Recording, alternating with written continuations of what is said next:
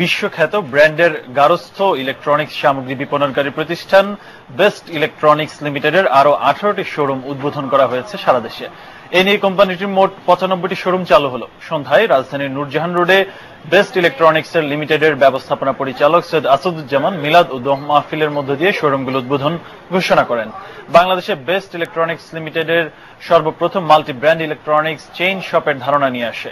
প্রতিষ্ঠানটি 2013 সালে যাত্রা শুরু করে।